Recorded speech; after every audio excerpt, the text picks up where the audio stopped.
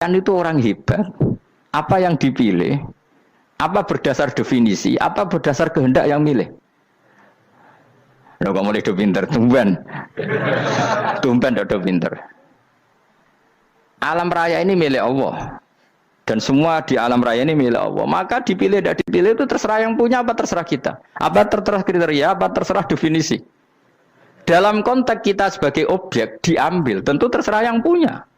Kemudian Allah bilang, orang-orang itu saya pilih. Nah kalau milihnya Allah berdasar kepunyaan, tentu Allah boleh dong memilih orang yang sebetulnya berstatus dolim. Ya tapi ya tetap dia dolim, tapi ya tetap dipilih. Kenapa ya? Karena Allah yang punya. Saya misalnya orang kaya, boleh nggak punya HP buruk? Boleh kan? Terserah saya. Saya orang kaya, beli HP mahal, medium dan paling buruk. Boleh enggak? Boleh, saya yang punya. Nggak boleh, Gus, ini orang kaya harus beli HP yang mahal. Yang bilang harus siapa? Nah kegoblokan kita ini seperti ini. Nak wong sugih HP ini kudu larang. Nak wong alim kudu bojone ayu. Sing kudu darani kudu ayu ku sapa? Nak maji jalan nang dumbu swarga lho kudu iku sing swargane mbahmu tapi kudu. Nah, kita ini sering berpikir ngatur Tuhan. Prioritas Muslim terus Islam Indonesia kudu dadi sampling Islam seluruh apa? Dunia. Ya ora usah sombong ngono ya. Kue tapi ya betul sepuro kan. Enggak boleh doakan Nabi gitu, enggak boleh. Wa sholli ala sayyidina Muhammad wa ala alihi, enggak boleh pakai ighfir lahu. Masalahnya tahlilan apa alam dongo iku terus kamu gunakan. Misalnya terjadi percontohan Islam dunia terus Nabi kapundhut ditalkin, nak ditakoki waman rabbuka piye. Terus Nabi warai waman nabiyuka. Mesti Nabi yo pro, lah aku Nabi coba takoki. Jadi kita ini sering kumo luhur karena kita mayoritas terus jadi percontohan Ora usah ngono. Paham ya napa? Ndak usah ngono, mayoritas saya, tapi ora usah GR jadi apa? Percontohan internasional. Mungkin kalau masalah Islam damai ya bagus. Tapi itu kan tidak hanya Indonesia. Di mana-mana yang Islam damai juga banyak dan yang tukaran juga banyak. Toh yang tukaran nggak pernah maklumatkan diri ini percontohan janda. Ya biasa saja. Saya ulang lagi ya. Maka menurut saya nggak akan benar pendapat Khawarij atau pendapat Islam yang keras bahwa orang dosa besar itu keluar dari Islam. Karena ketika Allah mengatakan kemudian aku pilihkan kitab ini tak kasihkan orang-orang yang saya pilih, itu diantara yang pertama adalah meskipun mereka sebagian tetap zalim. Artinya tetap zalim itu tidak menjadi dia keluar dari status Islam. Paham ya? Sekarang saya tanya, yang dikatakan warga Indonesia itu siapa? Ya siapapun yang bergeografis di Indonesia, lahir sebagai akte Indonesia, ya orang Indonesia. Kemudian ada yang penjahat, ada yang maling, kita penjara. Apa dia keluar dari kebangsaan Indonesia? Enggak kan? Sama ketika orang Islam menjadi zina dan fase koruptor, keluar dari Islam enggak? Enggak. Karena Allah tetap bilang faminhum. Apa? Faminhum. Jelas ya? Wes kayak ngarah Khawarij. Kenapa? Kalau Khawarij cara berpikir itu ekstrim. Setiap dosa besar itu mengeluarkan orang dari status Islam. Oh, itu bahaya sekali. Karena nanti kalau itu iya, kita akan kehilangan banyak orang nopo Islam. Makanya Nabi nanti ngendikan, saya berharap yang nanti masuk surga dari umatku itu separuh, 2/3. Itu kata ulama-ulama. Kalau kita pakai mazhab Khawarij, orang Islam itu tidak sampai 1/3. Karena banyak yang keluar dari Islam. Duwe keris gak Islam, duwe akeh gak Islam, nglakoni jimat gak Islam, nyekel patok gak Islam, dosa gede gak Islam, korupsi gak Islam. Terlalu banyak yang kita usir dari Islam. Lalu kita ngusir atas nama apa? Coba. Kalau atas nama Tuhan, kamu tidak Tuhan. Atas nama wakil Tuhan, Tuhan tidak pernah mewakilkan ke Anda. Orang-orang mandate. Yang kita tahu dari Quran ya ayat ini, tsumma awrasnal kitabal ladzina istafaina min ibadina. Kemudian kitab ini tak kasihkan orang-orang yang saya pilih, dan orang yang saya pilih itu faminhum zalimul li nafsi, dan sebagian dari itu adalah orang zalim, dan itu jelas bagian dari itu. Artinya keluar apa masuk? Keluar apa masuk? Masuk. Meskipun ya yang zalim tetap berstatus zalim, kayak warga Indonesia, ini semua warga Indonesia. Paham ya? Yang maling ya tetap warga Indonesia, meskipun ya tetap maling. Jelas ya? Betulan torah gitu. Makanya ahli sunnah itu pendapatnya falam nukafir mu'minan bil wisri. Kita tidak akan mengkafirkan orang mukmin hanya karena melakukan dosa. Kenapa ya? Karena Allah bilang faminhum setengah sangking itu masuk bagian. Dan itu luar biasanya Allah disebut istofaina. Tetap orang-orang pilihan. Maka ini penting saya utarakan supaya kita ini tidak sok-sokan ya. Terus yang zalimul nafsi pun potensi dimaafkan sama Allah. Asal dia tobat dan tobat itu sama Allah nggak ada batasnya. Malam yuhur kiri sampai apa? Nafas apa? Terakhir. Dan kadang orang itu sebetulnya nggak niat tobat, cuma ada perilaku tertentu sehingga dadian Allah itu simpati. Itu juga banyak yang diterima tobatnya Allah. Makanya kata ulama-ulama itu, istighfar itu tidak syarat diampuni. Yang menjadi orang terampuni itu kehendak Allah. Istighfar itu bagian kecil dari syarat-syarat itu. Bisa saja orang tanpa istighfar tapi diampuni Allah. Misalnya Allah dawuh, wa yaghfiru ma duna dzalika limay yasha. Itu bukan limay yastaghfir tapi limay yasha. Contoh masyhur kan, kamu pernah dengarkan ada orang nakal itu, mumisah itu ya kira-kira lonte atau apalah. Dia datang pulang ketika melihat anjing ngeleti pasir, dia berpikir ini kehausan kayak saya. Kemudian dia turun ke sungai memberi minum anjing itu, kemudian Allah memaafkan dia karena itu. Pas itu di semua hadis riwayatnya dia tidak pernah istighfar. Allah punya perilaku yang menjadikan dia diampun. Banyak enggak seperti itu? Banyak, makanya wa yaghfiru ma duna dzalika liman yasha. Mayasa itu ya yang digedaki Allah. Bisa saja kalian ini sering istighfar tapi enggak dimaafkan Allah. Tapi Allah punya satu perilaku yang cara Allah itu penting, kemudian dimaafkan. Kayak Saharatu Fir'aun itu dia tidak pernah istighfar, tukang sihir Fir'aun. Dia diampuni Allah, dikasih iman tuh gara-gara jadi wong Jogja. Terus ngono tok. Jadi pas mau duel adu sihir. Iku dalah dekne mendingan ya. Qalu ya Musa imma antulqiya wa imma annakuna nahnul mulkin. Monggo jenengan riyen napa kula riyen. Dadi gara-gara dekne didikan Jogja niku. Lah wong ape duel, mestinya tarung itu semakin cepat mengambil kesempatan kan semakin menang. Ini sudah jelas tarung. Ngapunten jenengan riyen napa. Lha iku pangeran itu terus simpati. Wong kok sopane ngono apa? Akhirnya Allah memberi iman gara-gara apa? Imma antulqiya wa imma annakuna nahnul mulkin. Monggo jenengan riyen. Lah Musa juga Allah juga enggak terima kalau nabinya kalah sopan. Sehingga Allah memerintahkan Musa adalah sopan. Mboten jenengan mawon.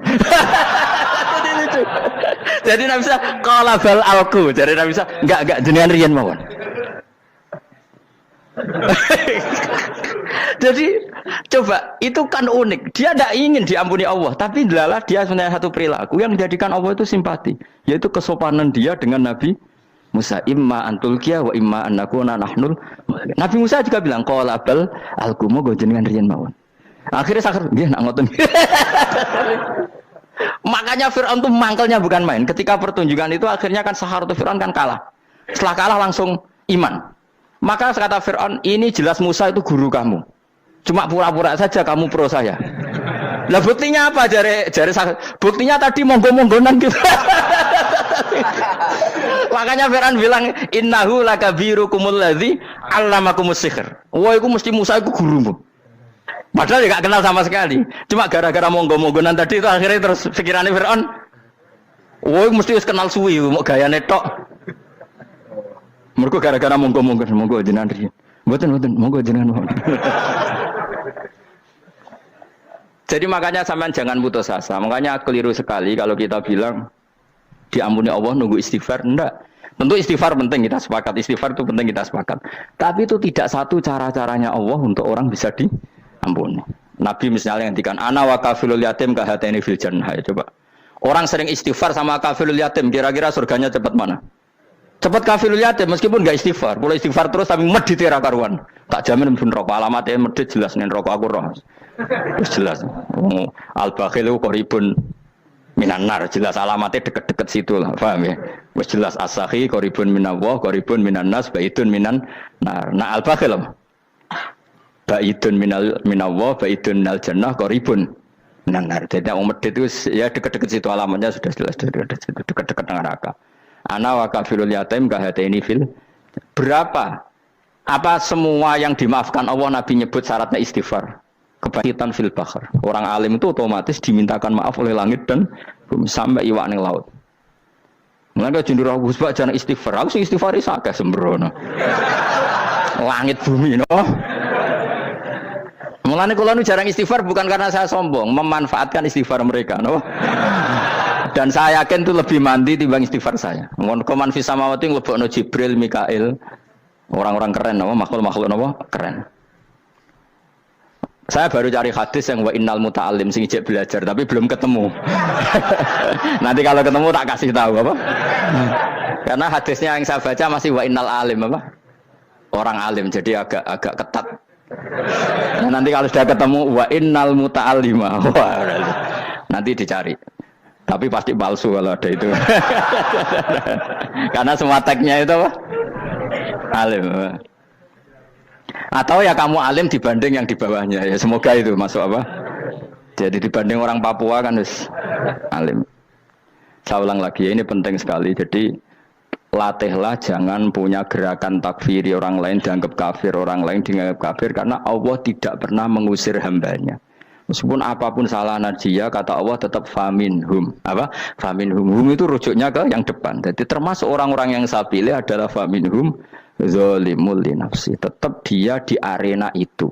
Nisbatnya Islam ya tetap di area Islam itu. Meskipun yang ya kayak warga Indonesia coba. Warga Indonesia itu siapa yang terlahir di Indonesia dan ber-KTP berkartu keluarga Indonesia sudah. Nanti tentu yang bajingan tetap bajingan, yang koruptor tetap koruptor. Tapi menjadi warga Indonesia terus keluar dari warga Indonesia. Tetap warga Indonesia. Kira-kira seperti itulah analoginya. Tetap istofaina tapi tetap berstatus faminhum dhalim. Tapi rujuknya kan tetap faminhum ikut setengah saking alladzinas tofaina. Mulane ngaji sing tenanan kowe ora usah anut khawarit. Khawarit ku opo ngamukan.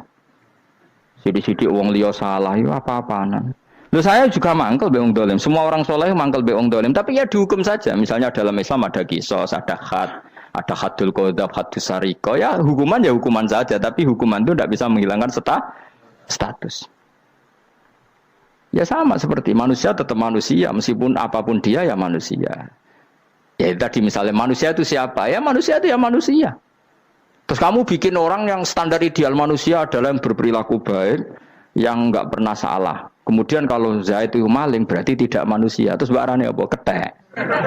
Tidak bisa, makanya kembali lagi dinul aja. Kamu bikin definisi manusia itu tidak usah seangkuh itu.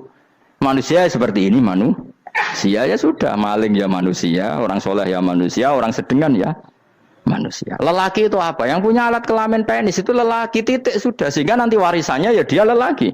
Sholatnya dia bergaya. Kamu tidak usah bilang gini, lelaki adalah yang cakap memimpin, yang maco, yang kuat. Jika kalau tidak seperti itu namanya perempuan. Terus kamu membolehkan yang seperti ini jadi makmumnya perempuan. Imamnya perempuan sing maco. Kacau enggak kalau agama nuruti logika-logika itu? Enggak jawab aja. Kacau. Lalu lucunya sekarang banyak kecerdasan yang mengarah ke sana. Makanya agama ini jadi kacau. Karena sudah ada dinul ajais. Agama ini agama ummi. Ya agama ini agama ummi. Kata Allah huwallazi ba'atsa fil ummiyin. Ummiyin itu lugu itu polos.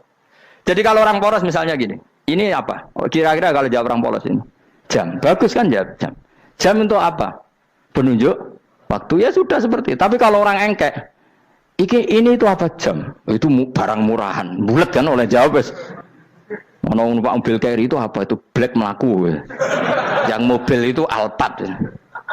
Jadi kacau. Enggak boleh agama dibawa ke sana.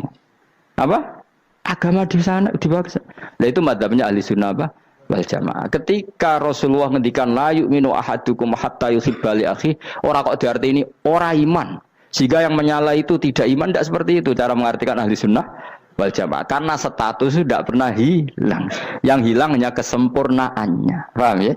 Kesempurnaan kita jalani manusia hilang karena kita maling, karena jadi koruptor. Tapi tetap kita manusia. Kesempurnaan kita sebagai orang mukmin hilang kalau kita fasik. Tapi kita tetap mukmin. Paham ya? Makanya setiap hadis gitu kata ahli sunnah la yu'minu imanan kamilan. Wis dong ya? Dong. Ya terus alhamdulillah. Subhanallah. Ya doa alim mas malam 12. Malam Lailatul. Aku kadang yang melok goblok aduh. Saya tuh sering dididik sama bapak saya, sekumpul wong akeh kudu melok goblok guys.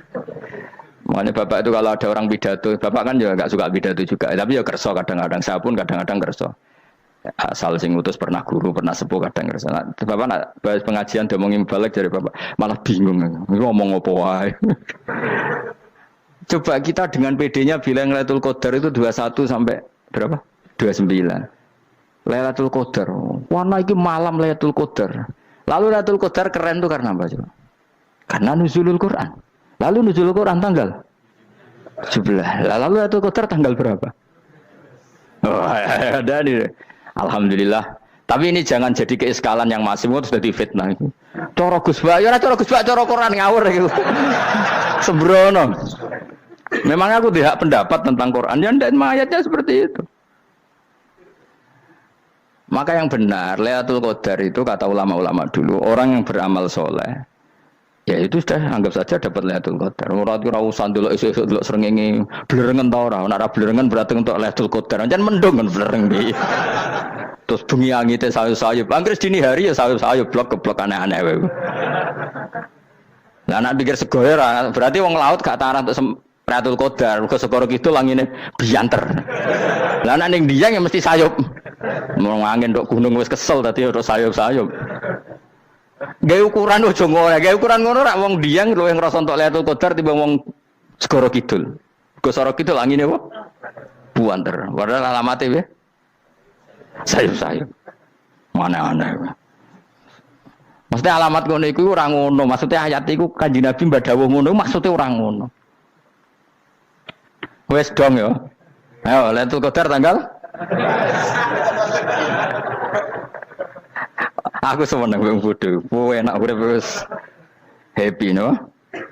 Happy. Ya saya ulang lagi ya. Jadi kejati dirian itu tidak bisa hilang dengan standar keidealan. Yang hilang itu standar apa? Keidealan. Misalnya kita maling ya eman lah sebagai orang mukmin kok maling. Warga Indonesia kok kriminal tuh eman, tapi dia tetap orang Indonesia. Orang Islam tetap Islam meskipun dia fasik. Sebab itu Allah ngendikan faminhum zalimul linafsi. Sebagian dari orang yang saya pilih dia adalah orang dolim. Ya dolim saja. Jangan kamu katakan kafir ya dolim saja. Dolim kira-kira maknanya kurang ajar, kacau, kriminal. Tapi kan tetap dia orang Indonesia. Paham ya? Tetap dia orang Islam. Tapi Islam yang dolim. Ya seperti saya sering cerita. Saya pernah ketemu orang alim melaku di Tuban. Iku pilih tanggamu, wong Islam kok doku, wong Islam kok doku umat Islam kok do mabuk. Ya tentu oknum ya. Tapi jari orang alim tadi, itu orang umat Islamku, Islam sing kumat.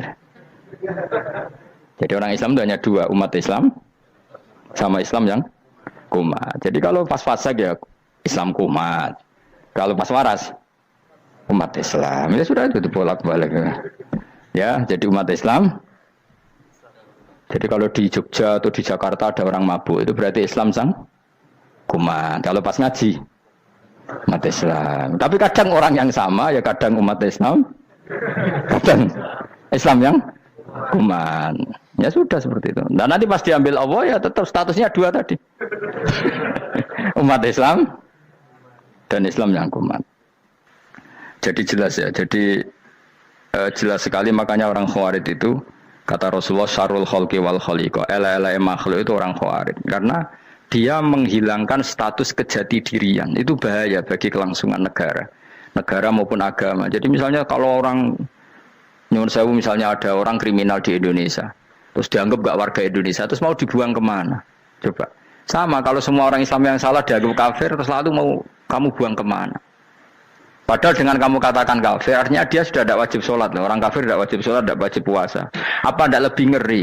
Karena dia tidak berkewajiban melakukan ibadah-ibadah Islam. Berarti Anda lebih ridho dunia ini rusak. Jadi misalnya Zaid, karena megang patok kuburan, atau melakukan dosa besar, kamu katakan kafir. Setelah kafir, dia wajib sholat tidak? Tidak kan? Wajib puasa tidak? Berarti kan malah jura-jura. Karena mendorong orang keluar dari ring permainan kesalehan. Tapi kalau kita katakan Islam, kemudian kita bina. Kan ini jadinya aset. Dengan kamu katakan Islam artinya menjadi aset kan. Bandingkan kalau kamu katakan keluar. Paham ya? Makanya Nabi ngendikan ala umatku itu apa? Khawarij. Karena ini bahaya. Bahaya. Negara juga gitu. Andai kan kita berpikir ekstrim, yang melanggar negara tidak warga Indonesia. Yang demo tidak warga Indonesia. Sing beda pendapat dengan pemerintah enggak warga Indonesia, negara ini habis. Kehilangan 50% warga Indonesia. Ya biasa saja, yang salah ya salah, tapi tetap warga Indonesia. Kalau secara aturan hukum harus dihukum ya dihukum. Asal objektif, asal adil. Kayak misalnya santri saya, yang santrinya Gus Bak itu siapa? Ya pokoknya sing ngaji. Kamu nggak usah pakai definisi ideal, sing ngaji, sing paham, sing ora ngantuk, sing pinter. Yo ngiyai dul. Mana. Jadi nek sing bener piye? Sing santri Gus Bak piye? Ya sing ngaji. Lah sing piye? Ya pokoke anggere sing teko ngowah-ngowah ya wis melok mlebu. Ora paham yo ngaji, paham yo ngaji. Wong didelok kolange itu pokoke anggere sing teko ngono. Malaikat ora niteni sitok-sitok itu paham ta ora iki. Malaikat itu ono sing drengki disalahno pangeran, kita jamin. Tapi bukan malaikat elit sing didrengki ora malaikat elit, malaikat awam napa? Masyhur itu kan. Innalillahi ta'ala malaikatan sayakhina fil ardi yabtaghuna khilaqal dzikr. Terus Allah punya sekian malaikat yang tukang mencari-cari tempat dzikir. Khilaqul dzikri itu tempat-tempat halal haram, tempat-tempat ngaji.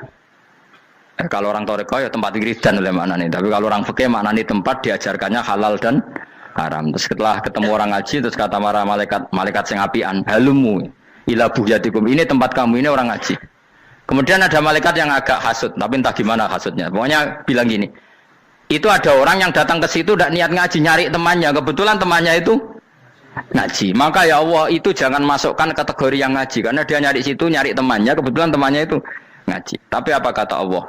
Hum alqaumu la yasqa bihim jalisuhum. Wes ngono lah, asal melok gabung tak sepuro kata Allah. Hum alqaumu la yasqa bihim jalisuhum. Mereka adalah kaum asal ikut duduk saja, ikut nimbrung duduk saja dengan niat yang macam-macam, tetap tak ampuni kata Allah. Tidak penting niat ngaji ku hiburan, alternatif di bang lengo masum pengadepi bojo. Wes gak penting kabeh. Wong anggere melok nimbrung sah. Enak loh. Nah, ya alhamdulillah. Sauni-unimu. Jadi agama itu pokoknya jangan kulino merubah kesestatusan. Makanya itu hebatnya ahli sunnah napa wal jamaah. Setiap ada hadis la imana liman la ahdalah. Enggak ada iman bagi orang yang enggak nepati janji. Semua ahli sunnah nafsiri gimana? Tidak ada iman sempurna, tapi dia tetap mukmin, cuma tidak sempurna. Tidak dihilangkan status mukminnya. Masa orang Indonesia kalau maling enggak orang Indonesia? Lo kamu buat kemana dia? Ya tetap dia orang Indonesia meskipun tidak ideal sebagai warga Indonesia, tapi tetap orang Indonesia. Jelas ya. Jadi summa awrasnal kitabal ladzina istofaina min ibadina. Terus orang yang istofaina itu berstatus faminhum zalimul linafsi. Tapi tetap istofaina, tetap orang-orang apa? Pilihan. Karena kita alhamdulillah apapun fase kita dipilih Allah menjadi orang Islam. Alhamdulillah alladzi hadana lihada ma kunna linahtadiya laula an hadana Allah. Dan kita alhamdulillah dengan segala kekurangan kita tetap dipilih Allah menjadi muslim. Ora terima muslim pembawa jalalan, enggak keren ta Mas. Jas napa? Jas. Muslim pecinta Lailatul Qadar. Meskipun salah tanggal. Ayo gumun wae wong. Gak tau mikir ono to kan? Iya, soalnya aku lah ya yakin itu Qadar tanggal 21. Karena suara mayoritas suara Tuhan. Kula ya melok goblok kan. Kula nek anggar malam 21 ya wiridanku tak tambah. Meskipun aku ya rada eskal tapi Gusti niku suarane tiyang kathah nderek mawon.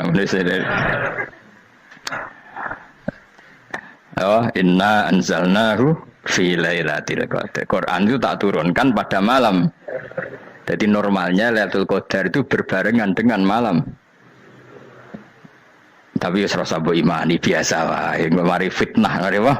Nah biasa. Yang jelas Lailatul Qadar itu bisa kapan saja. Nah ulama dulu bilang ya bisa kapan saja. Cuma kata ulama-ulama bisa saja diturunkan di tanggal itu. Ya bisa itu karena memang nuzulul Quran itu kan tidak semuanya di tanggal 17 sebetulnya.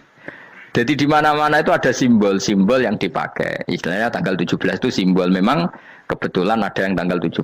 Tapi kita tahu kan yang turun di Haji Wada juga banyak. Coba Haji Wada tanggal berapa?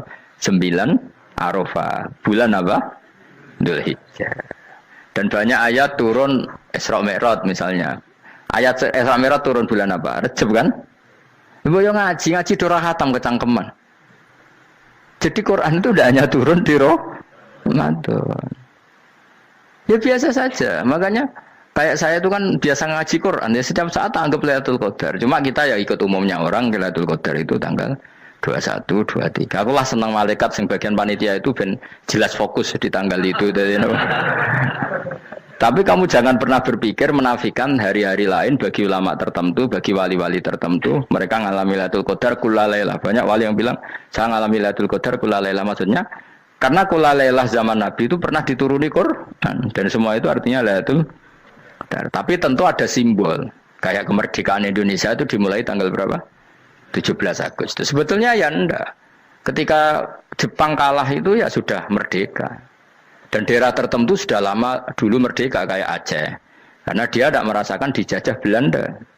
Daerah tertentu ada setelah diproklamasikan tetap berjibaku dengan penjajah. Banyak enggak ketika diumumkan kemerdekaan masih yang berjibaku ngelawan penjajah?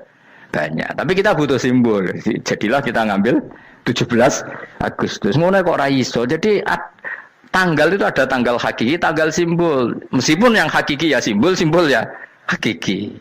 Dong ya? Alhamdulillah. Ayo kok pinter aku yo. Maksudnya ben kulino mikir, ben urip itu gak glonyar-glonyor ora jelas.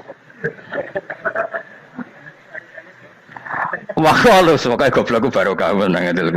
Karena saya itu kenapa kok tahu goblok barokah itu gini ya. Satu supaya saya tidak takabur ya. Saya akan kecelok wong alim ora takabur. Dua aja wong goblok ya ono pinter ya, Mas. Kaya wong iku lho, kaya wong naik apa jenenge? Naik jambian lho, 17 Agustus apa? Apa? Targane Panjat Pinang. Itu kan nilainya hanya berapa yang di atas kira? Kalau di sini berapa nilainya? Ini kalau diuangkan. 1 juta ada. 1 juta. Bagi penonton tuh kan gini. Cek goblok ya demi duit 1 juta glebotan kayak gitu kan gini. Wong barang angel kok dilakoni. Goblok banget kan gitu jare sing ra melok. Tapi ya delok aku seneng. Tapi kon melok ora gelem. Lah duit 1 juta ya tak rewangi gitu. Orang goblok ya gitu. Dadi wong alim ku angel. Wis ngerti nak angel maka ora usah melok barang angel kan gitu. Berarti pinter gak wong goblok ku? Tak warai ya. Jadi wong alim itu angel. Maka saya menghindari barang angel. Menghindari barang angel itu satu kepintaran. Berarti orang bodoh adalah pintar. Tawar. Jelas ya. Jelas ya. Alhamdulillah. Makanya kula niku kadang kok pinter kowe mbak aku. Karena kamu tahu ngalim itu angel. Menghindari barang sukar itu pintar. Berarti wong bodoh itu pintar. Tapi pintar dalam kebodohan. Makanya harus respect. Wong bodoh itu napa? Respect. Dia tahu ngapal Quran angel, ngapal hadis angel, maca jalalan angel. Suatu yang angel harus dihindari. Menghindari barang angel adalah kepintaran. Wes ngono ae. Dadi kadang-kadang lagi Gus Bab aku pinter aku. Kok iso? Dia tahu barang sulit kok dikejar. Itu kan satu kebodohan. Wes uni-unimu ngono dadi. Dan kau syukur dadi bodoh yang syukur karena ternyata punya sisi kepintaran juga. Dalam kebodohan kita ada sisi apa? Kepintaran. Mun kula terusno. Allah itu siapa? Alladzi ahallana darul muqamati min fadlih. Allah dirupani dat ahalla kang manggono sapa ladina ing kita darul muqamati ing omah kang dadi hunian. Aili qamati rumah sing dadi hunian min fadli krana mu anugrahi Allah. Ya kula nyontokno bolak-balik ya. Semua ini kita di surga nanti berstatus lamanya-lama itu semua karena fadlnya Allah. Karena amal kita tidak cukup. Makanya Rasulullah pernah ditanya, "Ya Rasulullah, betul orang surga masuk surga karena amalnya tidak karena fadlnya Allah?" Saya berkali-kali cerita dalam kitab-kitab tasawuf diterangkan ada seseorang yang enggak pernah maksiat, hidupnya taat. Kemudian ditanya sama Allah, "Kamu masuk surga karena apa?" "Saya karena enggak pernah maksiat, taat terus." Kata Allah, "Ya sudah kamu di sini aja 80 tahun." Ya kamu enggak apa-apa di surga sini berapa 80 tahun. Si Abid tadi ahli ibadah tadi protes, katanya surga itu selamanya lama. Iya, kata kamu kan karena amal kamu di dunia kan hanya 80 tahun, umur kamu kan hanya 80 tahun, ya berarti surga kamu 80 tahun dong, karena kamu menganggap surga karena amal kamu. Fair kan? Amal 80 tahun surganya. Tapi kata jenengan surga itu selamanya lama. Sing selamanya lama itu fadolku itu gak ada habisnya. Kalau amal kamu ada habisnya. Terus kata orang tadi, "Nggih pun Gusti kula mbus kula fadole jalan." Gak, aku kecewa jare. Jadi orang itu harus pakai logika. Makanya agama ini ojo nuruti cerdas yang nggak punya sanad.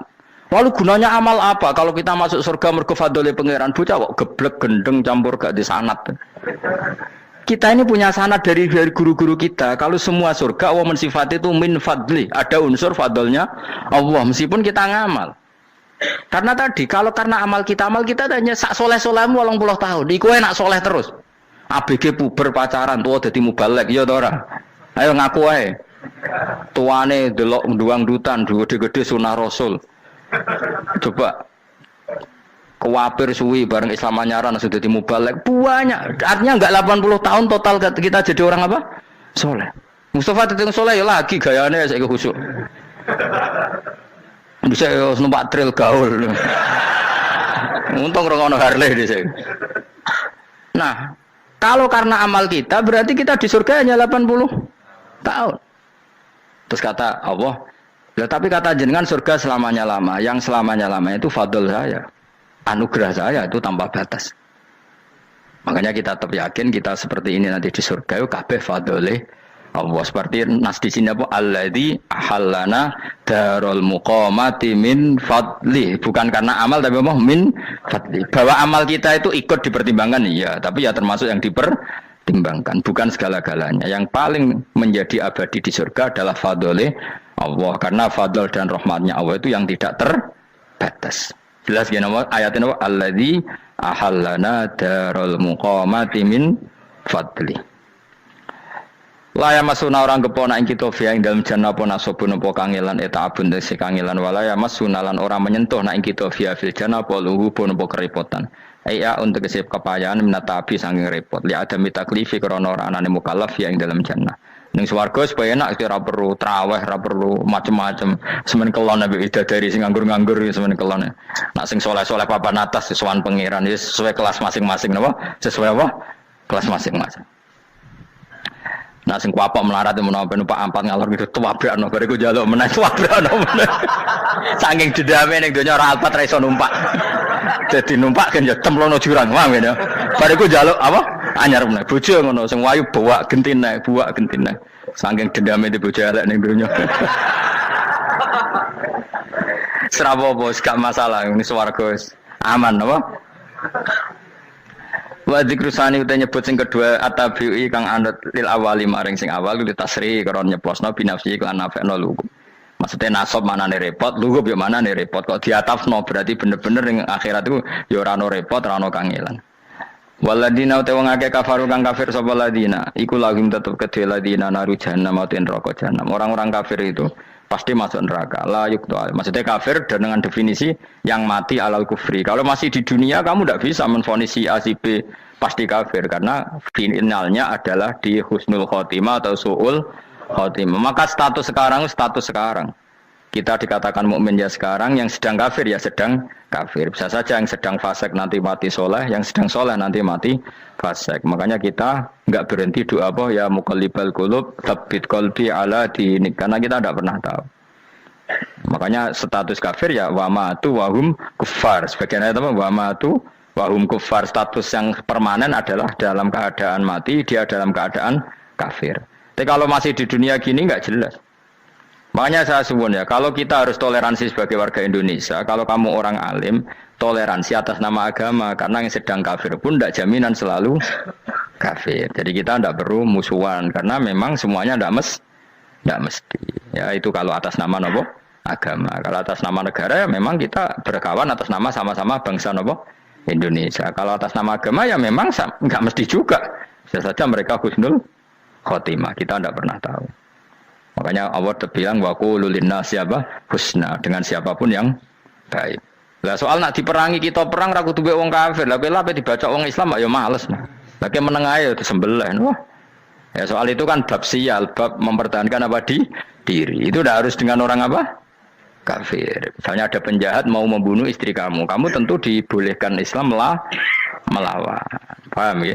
Makanya di kitab-kitab fikih diterangkan ada bab di mana harbi itu kafir yang melawan kita itu boleh kita lawan. Tapi kata sarah itu tidak harus kafir. Dalam konteks apa? Kita mau digarong orang atau istri kamu mau diperkosa orang ya kamu wajib melakukan perlawanan. Jadi tidak adifa anil dzali apa adifa anin nafsi. Makanya Nabi mengatakan mangkutila duna mali bahwa syahid. Jadi itu kan disiplin fikih. Makanya ngaji ya. Makanya tatus soleh juga gitu. Orang soleh yang sedang soleh nggak boleh kumo luhur, bisa saja suul khotimah. Kita punya cerita banyak. Misalnya Khalid bin Walid, Wahsi itu kayak apa Nabi bencinya sama Wahsi karena pembunuh Sayyid Hamzah. Tapi dia mati husnul khotimah. Sa'labah yang punya gelar merpatinya masjid karena selalu itikaf malah suul khotimah. Kita tidak pernah tahu. Dan tidak pernah tahu itu bagus. Karena menjadi mawas diri, menjadi tawadhu. Tawadhu itu ekspresinya macam-macam. Boleh ada ya ulama yang ini cerita aja ya. Ada ulama yang mau dicucup, alasannya didik santri atau masyarakat biar hormat sama orang alim, itu ya benar.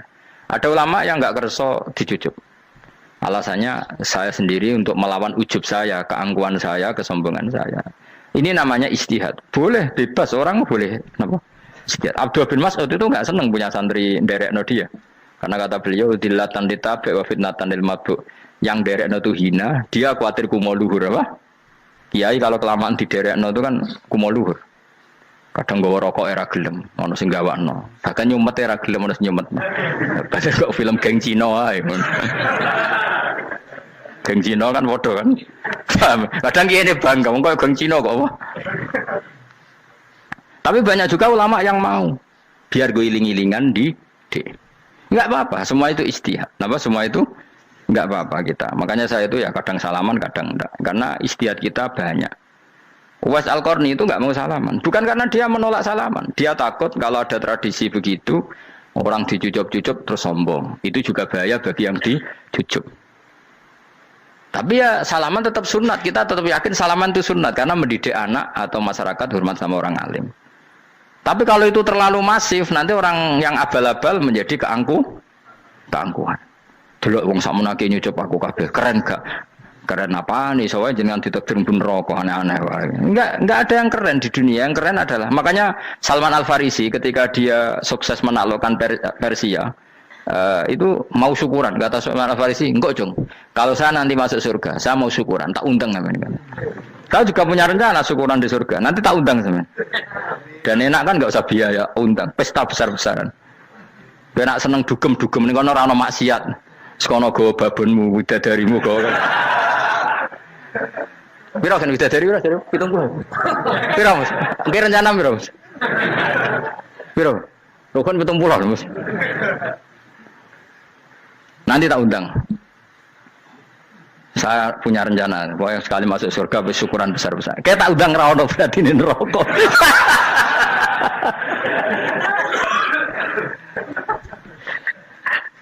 Tapi nak ngundang aku ra ono beda kelas sembrono. Data aku ra ono ning kelas wargamu ra ono. Kata Salman Al-Farisi gini, kamu ndak usah muji saya kan dia dipanggil ya Karim, kamu orang terhormat ya. Kata Salman Al-Farisi, in dakhaltul jannah fa ana karim wa in dakhaltun nar fa ana laim. Jadi saking sopannya ashabu Rasulillah itu ada yang dipanggil ya Karim aja enggak mau. Tunggu Jung ya, panggilan itu sematkan saya nanti ketika saya masuk surga. Kalau saya masuk surga fa ana karim, saya berstatus orang mulia. Tapi nanti kalau saya masuk neraka fa ana laim, saya orang yang terhina. Jadi dulu ashabu Rasulillah seperti itu. Terus ada ulama yang melawan nafsunya macam-macam. Misalnya saya milih jarang ada sowanan, saya dapati senang banyak santri sowan. Tapi bukan karena benci enggak. Karena saya takut sebagai orang yang sangat terhormat. Saya ngaji di mana-mana suka yang enggak usah pakai kursi, guling-gulingan kalau saya dan kamu setara. Saya sebenarnya bisa aja minta kursi tinggi koyok ketua MK. Banyak kan ngaji nih serapati ngalim dari gue kursi ning dhuwur, santrine ning ngisor guayane kok wong pinter-pinter. Jebule kitabe maknanan ben ra konangan. Sing rasa apa wong modus. Ya tapi tidak suudzon ya, tapi ya ono tenan paham. Tapi kalau saya cara berpikir sederhana, kita kan sama-sama umatur Rasulillah, ya sudahlah hadin sawa. Lho nanti kan kamu sanggup maca kitab ya gentenan ra masalah. Kadang dia maca aku ngrungokno, kadang aku maca enggak apa-apa. Nek ana sing wani. Tapi sekali salah tak lorot nah. Jadi dulu sahabat itu biasa. Ada yang cara ekspresi tawadhu kayak Uwais Al-Qarni enggak mau salaman karena takut dicucuk. Ada yang suka salaman karena mendidik. Banyak cara mereka melawan nafsunya sendiri apa? Melawan apa? nafsunya. Istri saya itu dari keluarga pondok Jawa Timur. Itu dulu eskal sama saya, janggal. Karena anak saya kalau mau jajan tuh saya tidur pun dibangunkan. Pak bangun, saya minta uang. Itu ya sampai sekarang begitu. Istri saya itu eskal, janggal. Karena janggal kan ada Jawa Timur sopan sekali sama orang tua. Tanya saya. Karena dia keluarga orang terpelajar, tanya, kenapa itu dibiarkan? Saya jawab saya, ya kalau tidak minta saya, nanti minta mbak-mbak atau kangkang. Orang yang paling harus dingel-ngel anak itu orang tuanya. Sehingga yang paling harus diganggu anaknya ya orang tuanya. Sampai sekarang anak saya berani minta mandi saya, gendong saya. Kalau orang tuanya saja gak siap dingel-ngel, lalu apa kata dunia? Kan aneh. Nah, itu ajarannya bapak. Saya dulu bapak Sugeng itu biasa jagoan sama bapak. Ya biasa misalnya saya lesu pak kalau pengen mangan ya cung tuku. Zaman itu pakai motor, pakai sepeda motor biasa sama bapak kepandangan. Saya sampai sekarang sama anak-anak saya akrab. Karena pikirannya orang tua saya dulu ajarannya yang paling berhak dingel-ngelo anak ya orang tua. Ini kan gak fair. Kita sebagai orang tuanya digugah gak terima, kon ngedusi gak terima, kon nyawi gak terima, orang lain disentak suruh nyawi. Dan orang lain itu pembantu hanya karena kamu gaji. Kamu gaji seberapa? Hubungan anak dengan pembantu itu kan karena uang. Kamu ingin berbasis hubungan hanya karena itu goblok sekali. Hanya istri saya nerima. Jadi ini bukan berarti saya bikin konsep begitu ya. Ini cerita saja. Banyak guru-guru kita termasuk orang tua saya kalau ngajarkan gitu. Tapi ya tentu ada orang yang ngajarkan anak oleh gugah wong tuane pas turu. Ya kalau pas turu ada alternatif ibunya nggak apa-apa. Kalau nggak ada ibunya juga nggak ada. Terus alternatifnya orang lain kan buruk sekali. Kalau alternatifnya orang apa? Lain. Tapi orang tua kita kadang kesuwen oleh didik adab berlebihan sampai anti ilmu. Ya itu tadi didik adab tapi anti. Ojo gugah wong tuamu, wong turu digugah. Akhirnya nyon sewu minta tonggo, pernah bulik bude yang kadang nyon sewu mereka sendiri susah kan, nggak punya uang kan terjadi kacau. Demi adab tapi menghilangkan ilmu. Tidak boleh. Nomor satu itu ilmu baru adab. Coba orang paling berat dingel-ngelo anak harusnya siapa coba? Orang tua. Jadi mestinya pas ke turu digugah ya santai wae. Ini sudah tepat. Nah kecuali ngelama, artinya ngelama itu sudah jajan minta lagi lah itu kan ada ukurannya, tentu ada apa? Ukurannya. Tapi kalau fi awali marroh jajan hari pertama di hari itu memang jajan pertama kan nggak dolim. Kecuali minta yang ketiga keempat lah itu baru mungkin salah. Akhirnya istri saya nerima konsep ala saya ya sekarang ya menerima. Sampai sekarang saya biasa misalnya habis ngajar dari Sarang atau ngajar dari Kudus baru datang anak saya rewel minta jalan-jalan ya saya turutin karena menurut saya yang paling harus kangelan demi anak adalah orang tuanya bukan orang lain. Padahal saya punya santri loh. Kalau mau keren-kerenan saya punya semuanya. Tapi itu kan gak hukumnya Allah. Keren itu kan hukumnya manusia. Di santri terus dia ini berhak ngongkon itu kan hukumnya manusia. Hukumnya Allah ya gak ada. Hukumnya Allah ya wong tua be anak-anak be wong tua. Hukum liyane gaweane manusa, sing penting ku anfusakum wa ahlikum. Nah, ora ono santri kaum barang ora ono. Gaya-gayanane mubalek ini umat saya terus dihitungi, ku apa-apaanan. Enggak ada dalam Quran yang ada ku anfusakum wa ahlikum nar. Jadi yang penting hubungan orang tua anak. Nah, baru orang lain itu wa ila adin akhahum huda. Ya itu yang kedua ketiga. Tapi ilmu ini sudah banyak yang hilang, makanya banyak mubalek ngamuk anak. Bocah rasopan, aku nang jopo ning tinti wong wedi aku. Anakku dhewe rasopan. Lah bapak dhewe rasopan ya. Karena mendahulukan orang lain ngalahkan anak. Ketika anaknya rasopan dekne gremeng apa? Memangnya dia sopan cara hukumnya Allah dan Rasul. Ketika mendahulukan orang lain itu dalam status hukum Allah dan Rasul dia sudah tidak sopan. Ada dosen ngajar mahasiswanya dengan segala artikulasi terbaik, kemampuan bareng terang no anaknya sampai rasa-rasen. Ya gitulah baca sendiri di buku.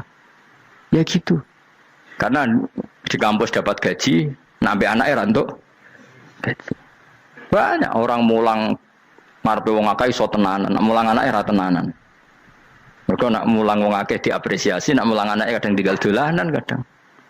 Itu tidak benar, tidak seperti itu Islam mengajarkan. Islam mengajarkan nomor satu ku anfusakum wa ahlikum, jaga diri kamu dan keluarga. Makanya Rasulullah itu ngajari sholat Hasan Husain diajarin sendiri cucunya, diajak ke masjid diajarin. Meskipun jadi beri hak-haknya sebagai seorang anak, numpakin Nabi ya dibiarkan, tapi diajari kebaikan diajarin sendiri. Sampai Said Hasan umur 8 tahun sudah menjadi rawi hadis karena memang diajari sendiri oleh siapa Rasulullah. Kayak apa? Kalau sekarang enggak, kiai cilik anak di pasar ono cah dalem terus enggak mau Tahu. Juga sidik itu pasaran pembantu. Barang anaknya akhlaknya kayak pembantu ngamuk. Memangnya yang bikin itu siapa? Yang memulai siapa? Nah hukum-hukum begini itu harus kita mulai tegakkan. Ya kayak dipanggil ya Karim. Kita termuliakan tuh sampai berapa? Banyak kan dulu orang mobil aja dibukakan, dia boleh kecekel KPK. Pas mulia, masya Allah, buka mobil ya tahu.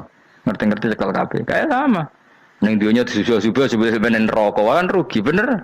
Makanya saya ngikuti mazhab Salman Al Farisi. Saya sudah niat syukuran besar-besaran tak jamin, tak undang sampean. Tapi daripada sampean konangan nggak di situ, mendingan enggak ya. Karena kalau ada undangan nanti kelihatan siapa yang di dalam dan siapa yang di luar. Nggak usah ya, nggak usah. Karena nanti takutnya nggak ada di situ malah mari ngenes kulo. Kecuali nggak ada di situ, malaikat itu nggak ada Gus di kelas jenengan, tapi mungkin di bawah ada. Alhamdulillah kalau gitu mau beda apa? Kelas. Tapi nak sing sitok, ning swarga sitok neraka innalillahi wa inna ilaihi raji'un. Tapi semoga malaikatnya hanya jawab gitu. Nggak ada Gus, kalau di kelas ini nggak ada. Mungkin di bawahnya ada. Tapi nanti pengurusnya nggak mau, pengurus warga itu. Nggak bisa ini, kalau beda kelas harus pakai visa. Karena lintas apa? Negara. Ya jelas ya, jadi kata Salman Al Farisi gimana? Jangan panggil saya ya Karim sekarang. Kalau nanti saya masuk surga, fa'ana Karim. Wa in dakhaltun nar fa'ana Laim. Laim itu terhina.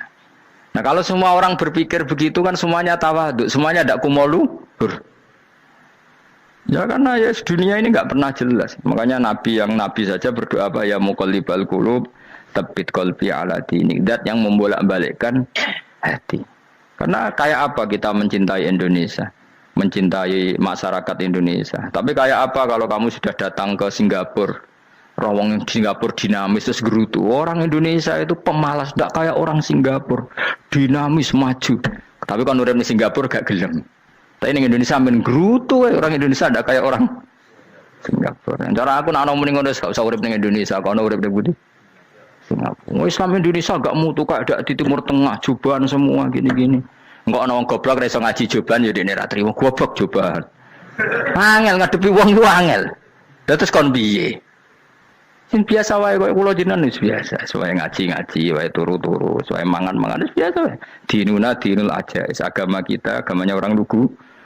Penting hubungannya dengan Allah spesial bahwa kita yakin hidup kita namun bergantung kepada Allah Subhanahu wa taala dan kita selalu nyifati Allah nikmal maula wa ni'man nasir. Selagi Tuhannya Allah pasti kita ditolong. Apapun kondisi Indonesia, Tuhan kita tetap Allah, tetap ditolong.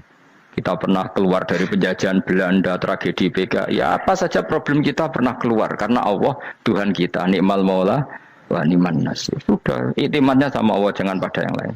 Yang lainnya itu hanya aturan bernegara saja. Kita butuh presiden, butuh macam-macam, itu aturan bernegara. Tapi kesejahteraan kita tetap Allah nikmal maula. Karena kalau Allah yang nggak berkenan, Jawa dihilangkan les lewat ekuifaksi selesai.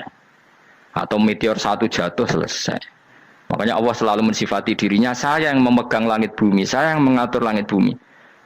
Beberapa benda langit nggak jatuh ke bumi karena saya, kata Allah. Inna wa yumsikus samawati wal ardo antazula wala inzalata in amsakahuma min ahadim min ba'di. Kalau sistem alam langit itu hancur, semuanya hancur. Tapi kita enggak, kadang-kadang membayangkan dunia enggak hancur itu kalau kestabilan negara. Negara tak stabil, kalau alam enggak stabil mau apa? Semuanya enggak koruptor, semuanya adil, tapi diguncang gempa tetap selesai.